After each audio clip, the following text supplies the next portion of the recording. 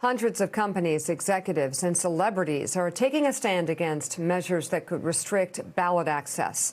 Corporations including Apple, Amazon, BlackRock, and Facebook, and individuals such as Warren Buffett and Leonardo DiCaprio and Ariana Grande are among those who signed a statement opposing any discriminatory legislation that would make it more difficult for Americans to vote.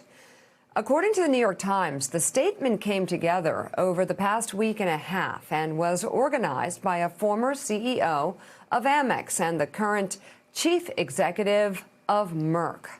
The statement, which appeared in print advertisements yesterday in the Times and the Washington Post, reads in part, "For American democracy to work for any of us, we must ensure the right to vote for all of us.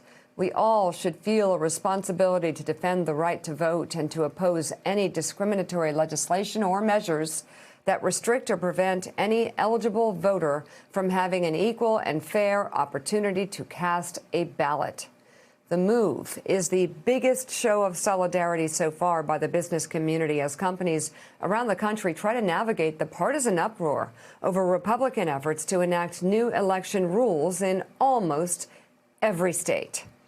Yet the push to change election law continues.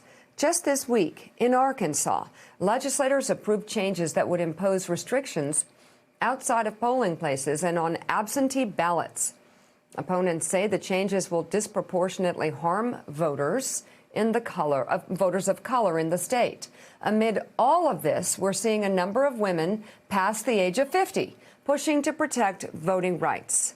We're focusing on them as part of Know Your Values partnership with Forbes for a special 50 over 50 list, which celebrates the women who have achieved significant success after the age of 50 and are also paying it forward.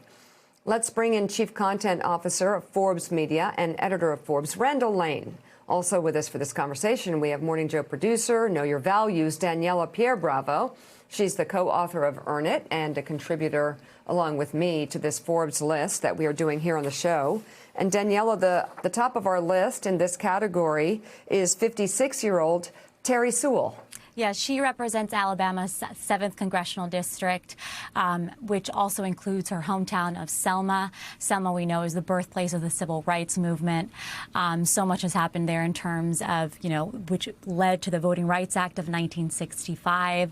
In 2019, she introduced the John Lewis Voting Rights Act, and he was a mentor and a friend to her. That bill ultimately didn't pass. It's actually not part of H.R. 1, but it is expected to be introduced to Congress this year. And Randall, she's doing so much to keep alive the legacy of voting rights and all of the work the late Congressman John Lewis has done on that end.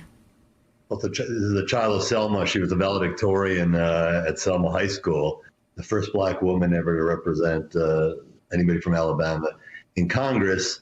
And she's a rising star. She's a rising star in this area, and there's been speculation and pressure maybe that she would run for Richard Shelby's open seat next year. She just recently said she would not. Listen, she's on the Ways and Means Committee. She has a lot of influence, especially in this area, so probably politically she made the astute move.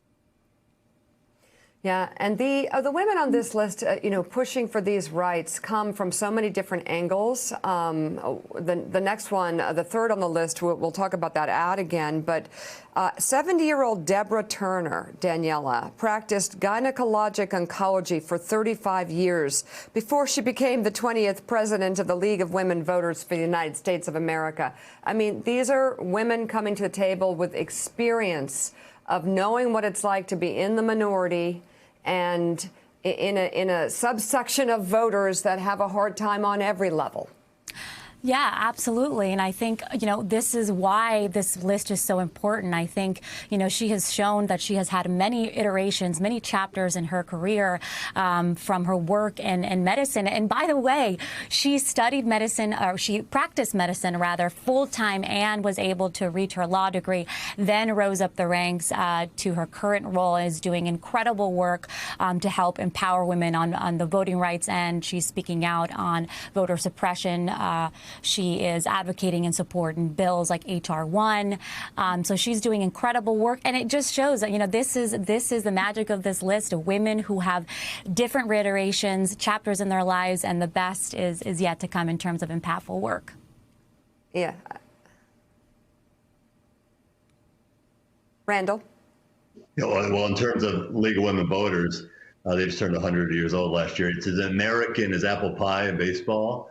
And yet now this has suddenly become politicized. So you see the League of Women Voters, and you see Deborah Turner fighting against gerrymandering, against, you know, more transparency. So these are things that seem very basic to democracy, yet they become politicized. And you have someone like Deborah Turner, who, again, as Daniela said, wasn't even involved in politics when she was 50, and now is a leader for this movement. So third on our list, we have Lynn Forrester de Rothschild, founding and manager partner of Inclusive Capital Partners.